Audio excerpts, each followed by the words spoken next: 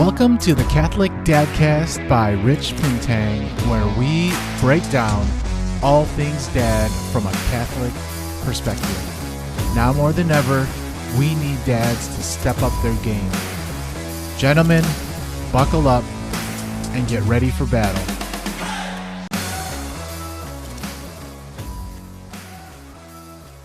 What's good, party people? Brothers and sisters, it is me, Rich Pintang, coming to you from the Catholic Dadcast. I am your host and founder, and I've got tons of different content and episodes that I'm going to be bringing to you over the next several weeks. I'm going to keep the suspense up, but there's going to be a lot of value for all you dads and men out there trying to live a better Catholic life. So every once in a while, I'm just going to come to you straight from the dome. And this episode happens to be one of those times. I felt compelled mainly because I feel like I'm a very faithful person, but it's very rare where I feel like I've encountered God working in my life.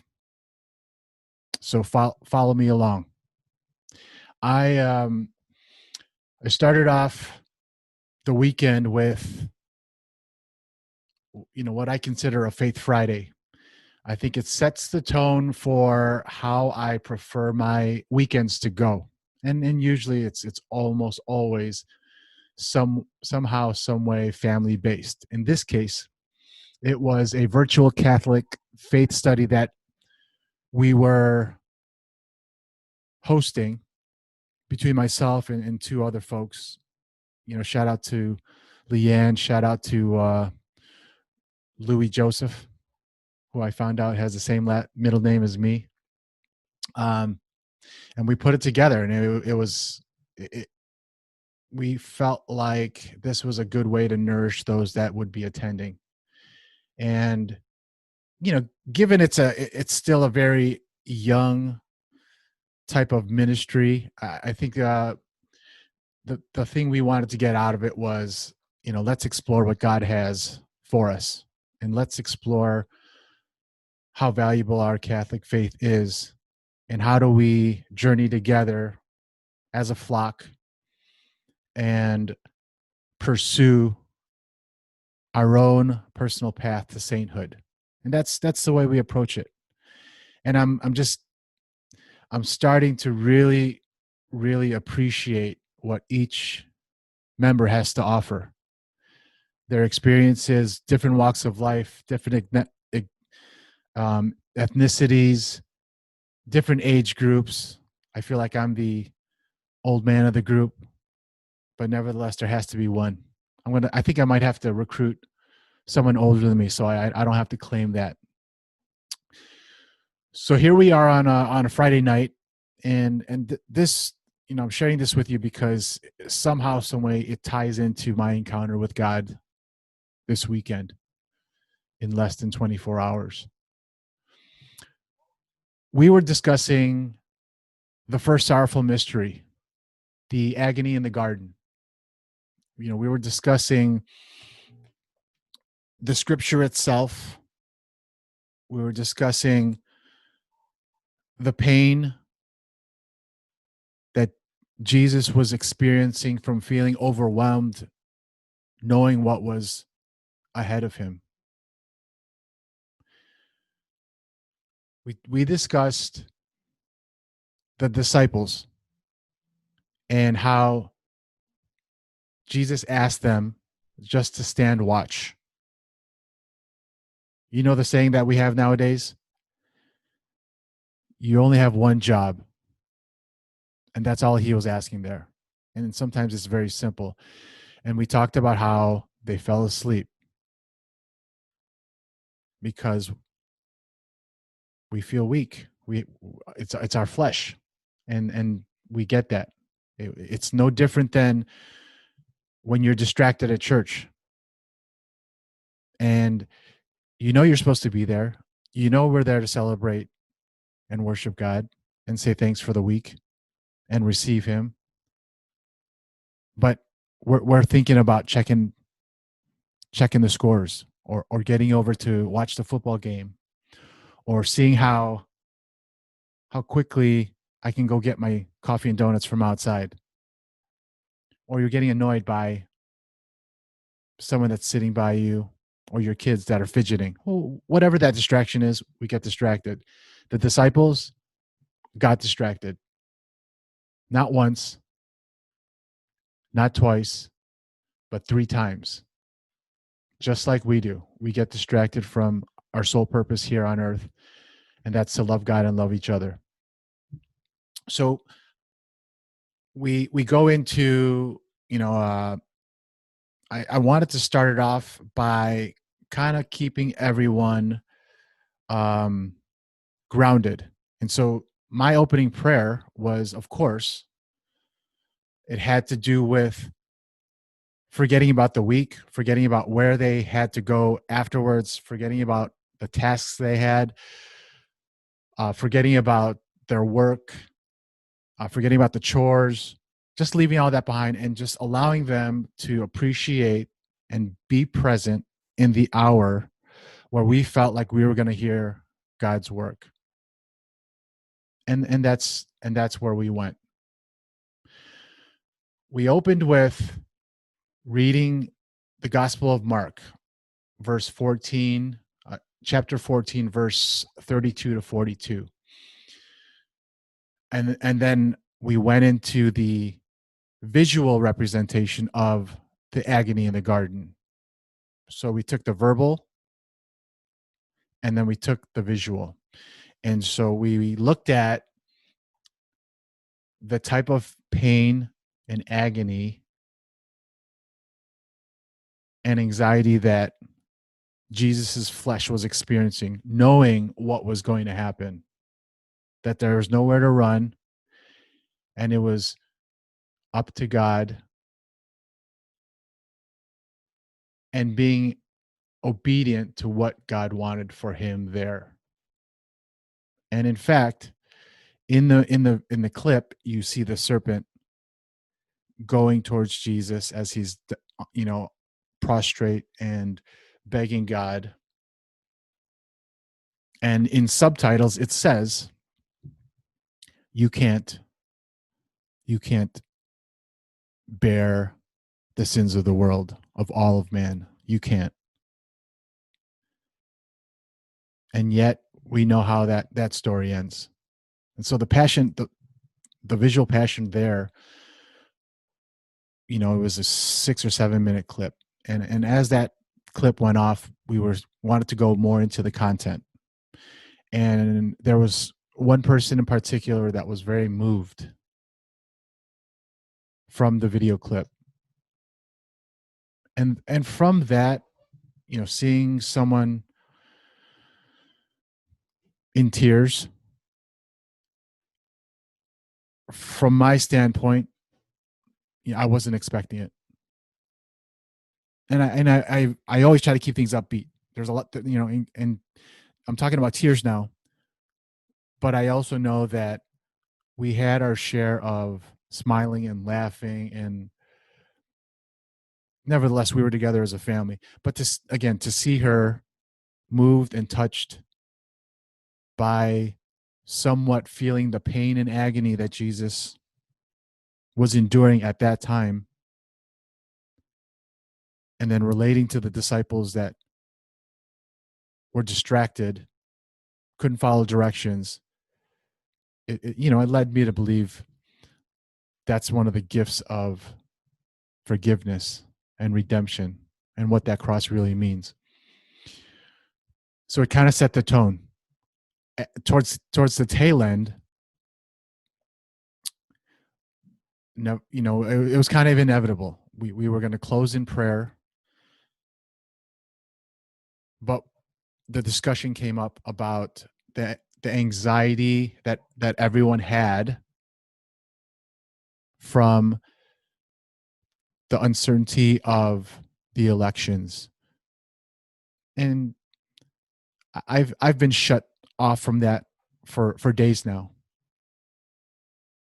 And someone from the group said, If you're feeling like that, I highly suggest adding something to your prayer life, and even something uncomfortable like fasting. And I said, do I want to do that? And then I envisioned the pain that Jesus was in from that video clip. And I said, if I can't endure a little bit of fasting, I'm backing down. I'm not going to let the doubt seep into me. Needless to say, we addressed it and we said, no matter how you feel, you're going to have to wake up tomorrow. You're going to have to attempt to go about your day. And no matter what happens, win or lose or draw, there are going to be several people on one side happy, several people on another side unhappy, whenever the actual outcome comes about. And I tried to just reassure them that God is still in control. So we fast forward, and it's Saturday morning, and I'm usually make it a point to go to adoration, spend time in front of the monstrance, the Blessed Sacrament, in the presence of Jesus, and then go to the 8 o'clock mass. That was my plan. And this is kind of where it gets pretty juicy. So stick with me. We're driving. Again, I'm in Southern California. It's always sunny. We get plenty of vitamin D. If you guys ever see a picture of me, I get plenty of vitamin D. I'm very dark. And happens to be raining. Happens to be on the cooler side. Cool in terms of California cool. And we're talking 55 degrees, and we're like, oh, it's freezing. It's not freezing because I'm from Chicago. But in our terms, it's on the cold side. And a little bit tougher to wake up, start to question whether or not I'm going to go. I digress. We're on the way. Heading to adoration, and it's raining. It's not a typical morning, and I'm feeling bad for myself. I should have slept a little bit earlier. I should have maybe had a extra cup of coffee or something. As I turn onto the main boulevard, there's a homeless man, which is typical here in California. Maybe not so much in our part of Orange County. But there's the homeless man sipping on a coffee in completely drenched clothes.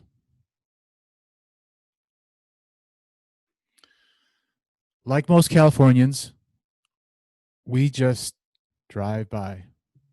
And sure enough, I drove by. I'm approaching church. I greet some people that we know.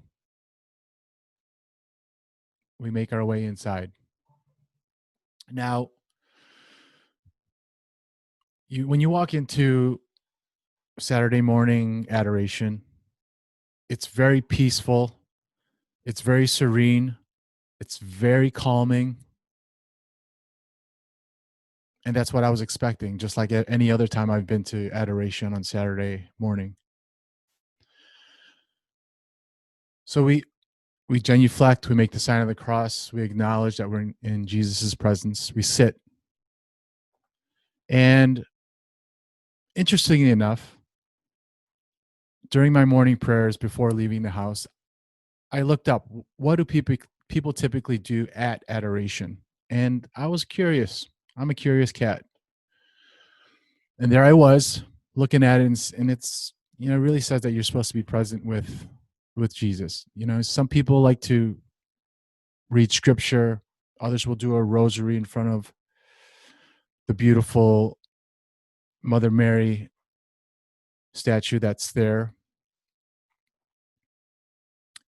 And I decided I'm just going to be present. I'm not going to, I do a lot of reading, so I didn't want to really read much. So I said, I'm just going to be present. And so we kneeled like we always do. As I kneeled, I'm usually staring at the 20-foot crucifix that to me is so realistic to Jesus hanging from the cross. I'm used to looking at the stained glass of Jesus and the light that permeates from that, and just trying to put myself in the beauty of that. I'm staring at the monstrance on the altar, the Blessed Sacrament, and I'm feeling like I always do. Oh, glad I came. Glad I came. So I felt at peace.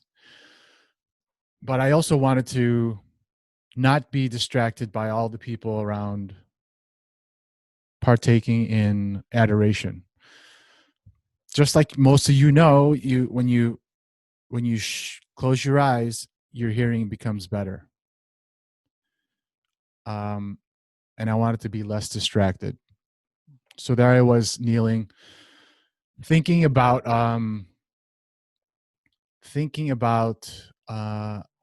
just in general people that needed my prayers, people that I promised I would pray for, people I touched through the week, men that I know are struggling with personal things, men that are struggling with things that they have not shared publicly but hold privately, that's eating away with them: addiction, financial concerns, relationships with their kids, their spouse, a death in the family, health. Those are the times when you really wish you could just leave it there at the altar. And we have an opportunity to do that. Sometimes men we just forget that. Dads forget that. As I'm there and reflecting on those things, I start to think of, I get distracted like the disciples. I get distracted and I start to think of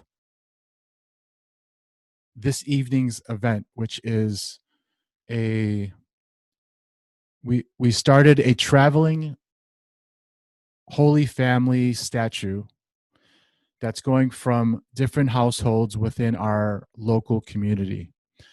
Myself and wifey felt that, and she agreed. We don't agree on everything, but we agreed that the family is under attack. If in this year you don't see that, you need to look at different avenues. It's under attack. I'm not going to go there right now. The Holy Family statue is going from house to house, and we happen to be meeting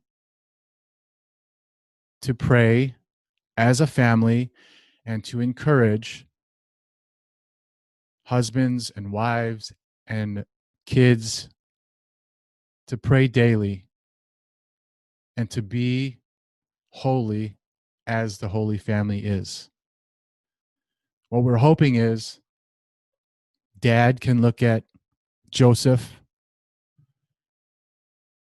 and say, I need to step up a little bit more. I'm sorrowful and sorry for the way I might have acted during the week. Let me make things right.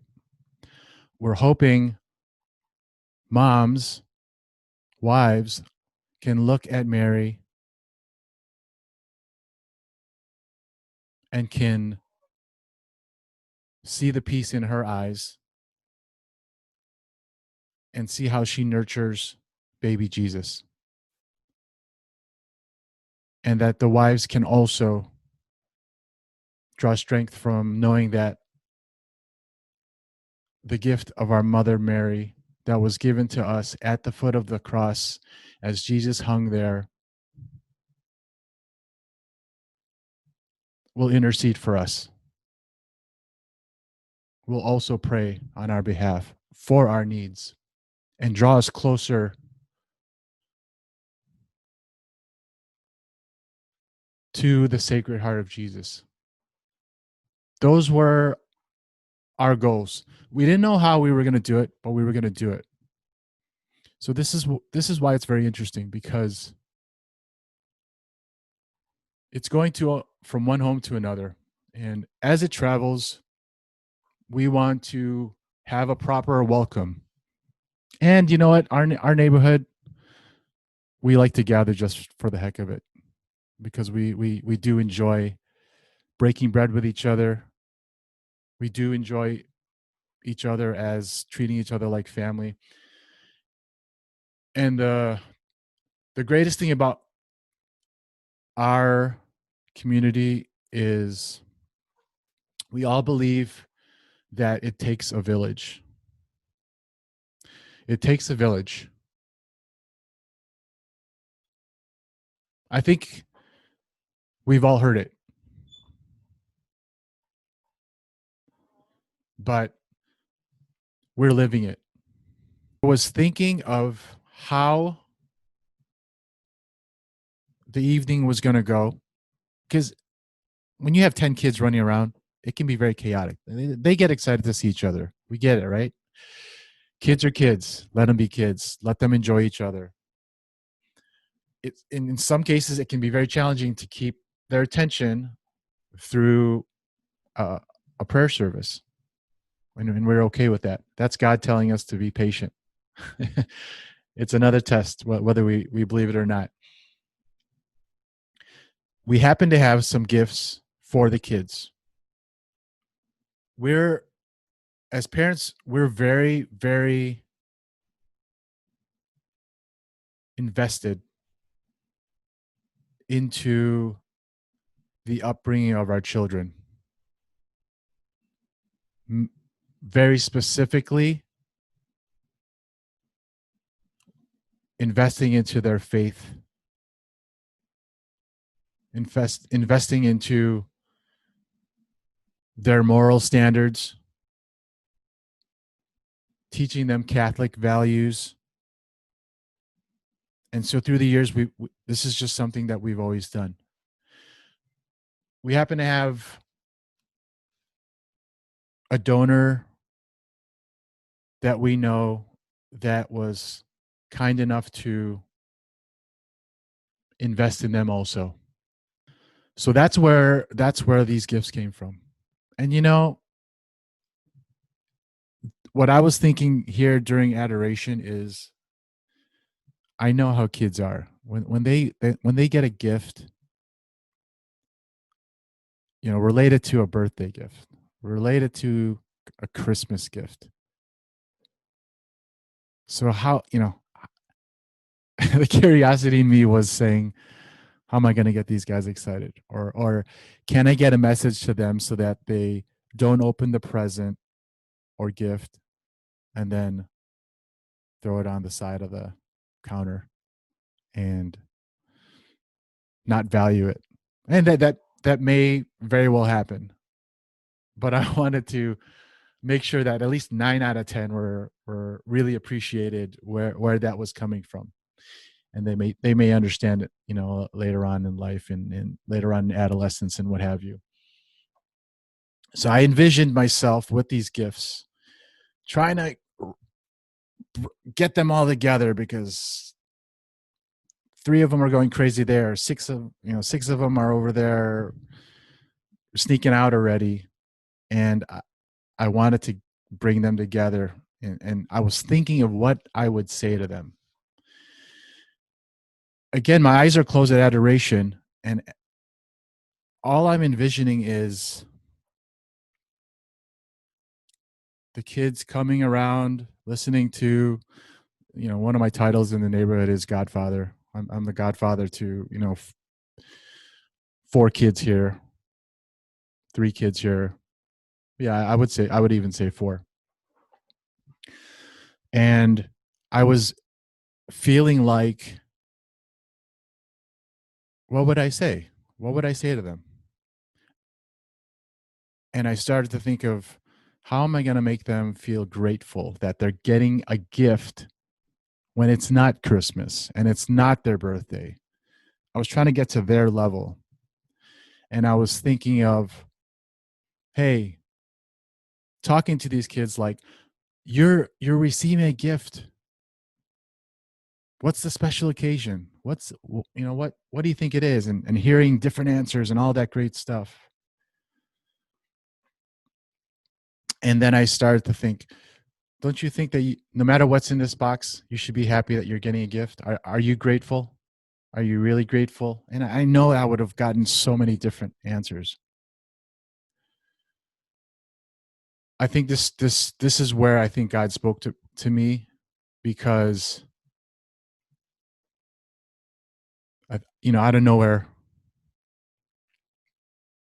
I start to feel the tears coming down. And I was thinking of the homeless guy and how what is he going through by himself?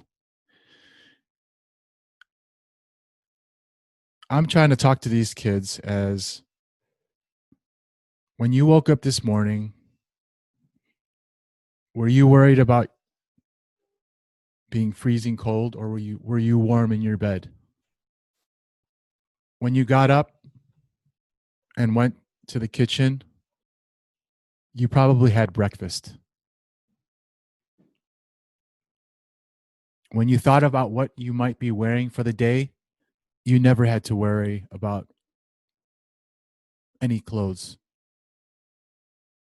You didn't have to worry about the rain coming down on you. You're fortunate that you can attend school without even changing your boxer shorts or changing into clothes to attend school. You're fortunate enough that you don't have to eat the yucky food at school. You actually get to eat a home cooked meal. Praise God for home cooked meals. And again, my eyes are closed, but I'm envisioning myself talking to these kids. At some point, as I said, the tears are running down my eyes, and I as I started to get a little distracted, I knew if I didn't get up at that point, I wasn't worried about what people were thinking of me. I was worried about my nose dripping. that's that's really what I was most concerned about. But before I opened my eyes, I had a vision of Jesus preaching, just like he did when he walked the earth. That's, I think, that's just a portion of where I felt his presence.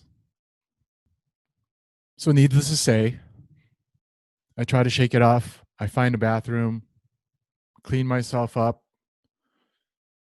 wipe my nose, and all that great stuff. Make my way back in. Kind of excited to tell wifey about it. We walk into Mass, and I really got a chance to appreciate Mass undistracted.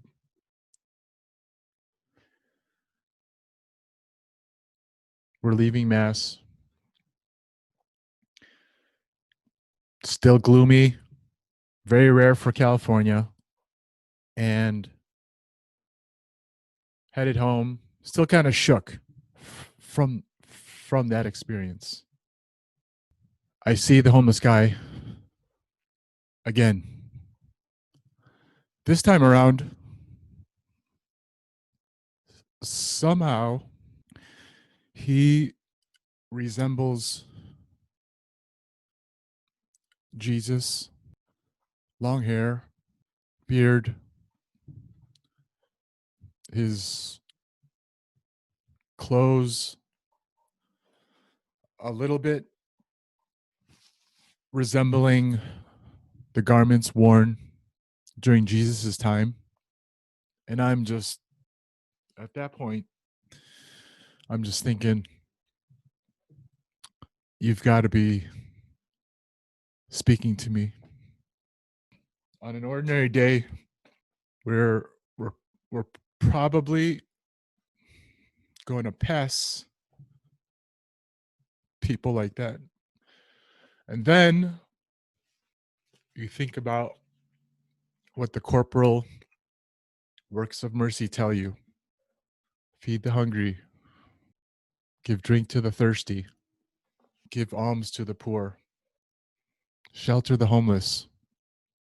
It's all there. We know it's there, but we're distracted.